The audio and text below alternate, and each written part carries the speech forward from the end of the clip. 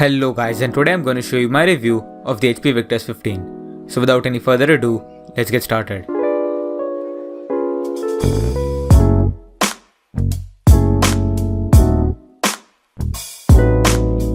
The HP Victus 15 is the smaller brother to the Victus 16 that I reviewed quite a while ago now, and it is the same great build and design with newer components. The HP Victus laptops are known for the smaller and lighter builds when compared to other gaming laptop competitors, and that was one of the main reasons for the Victus 16 to be reviewed so highly. Honestly, from its specs, it actually can be a pretty solid deal for an editing laptop as well, and we'll discuss about the build quality and design, port selection and input, keyboard and trackpad, sound, display, performance, thermals and battery life of the laptop in this video. The build quality and design of the Victus 15 is good. Like the Victus 16, the Victus 15 has a design that carries over a few elements from HP's Omen lineup but maintains a more conservative aesthetic. The Victus logo shows up on the lid and in the venting above the keyboard. Otherwise, the Victus 16 has simple lines and very few gamer-oriented elements. The rear vent has a sharp look, but from the front and sides, the Victus 15 just looks like a regular laptop.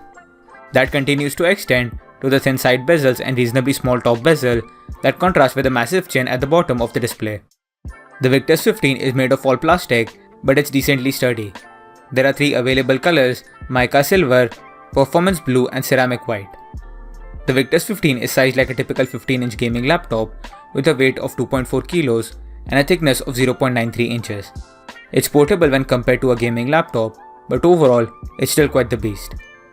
Overall, the build is a positive aspect for the laptop. The port selection and input on the laptop is robust. There's a USB Type-C 3.2 Gen 1 port, 2 USB-A 3.2 Gen 1 ports, a HDMI 2.1 port, an Ethernet port, a 3.5mm audio jack, and a full-sized SD card reader. Wireless connectivity is Wi-Fi 6 and Bluetooth 5.2, and all in all, the port selection is excellent. The keyboard and trackpad on the Victus 15 are good. There's plenty of spacing on the keyboard, and the keys with the gamer-oriented font are large. The switches are light, with a nice click at the bottom, which works nicely when gaming, even though it's not a mechanical keyboard.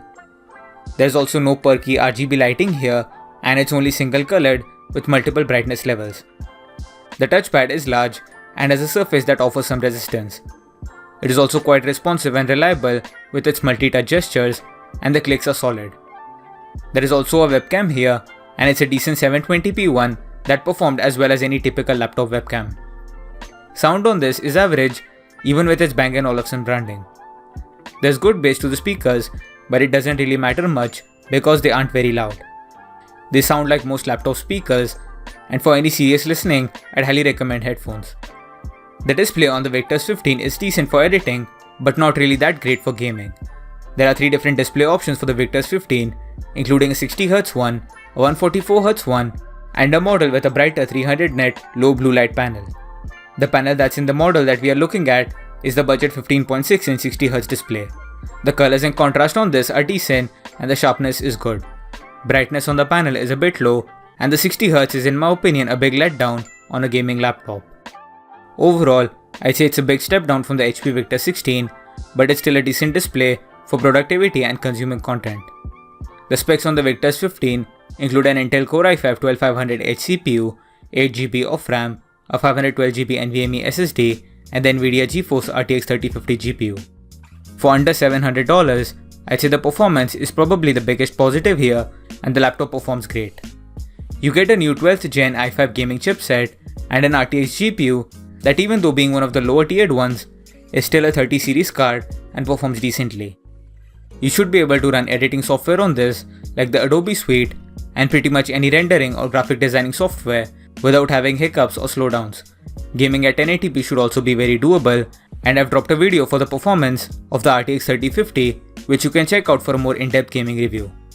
The main upgradable component in this is the RAM, which at 8GB isn't enough and does bottleneck the CPU and GPU. Therefore, I'd recommend spending a bit extra and upgrading the RAM on this to 16GB, and then you have a really great performing laptop under $700. The thermals are mostly good on this, with just some minor thermal throttling at times. During regular use, the laptop barely ever got warm, and only during some intense benchmarking and gaming does the laptop go above 80 degrees and start thermal throttling. The battery life on the laptop is not that great. The HP Victus 15 lasted for just under 5 hours, so like most gaming laptops, you'll want to keep the power brick nearby even when you aren't gaming. It's still quite a bit worse than laptops like the HP Omen and the Acer Nitro 5, and this is an aspect that could have been a bit better to make the laptop stand out from the crowd. So the final verdict for the HP Victus 15 is that it is a decent option to go for at the $700 price range. Even though the Victus 15 is a gaming laptop, I'd recommend getting this more if you're looking for either a regular work laptop or a laptop for content creation and editing, and not as a gaming laptop because of the lack of the high refresh rate display. All in all, there are better options for gaming at this price range, but this is still a good option as a content creation laptop. So that's it for the video guys, thanks for watching. Please like, share and subscribe to the channel, and hope you enjoyed this video. And I'll see you guys in the next video. Bye.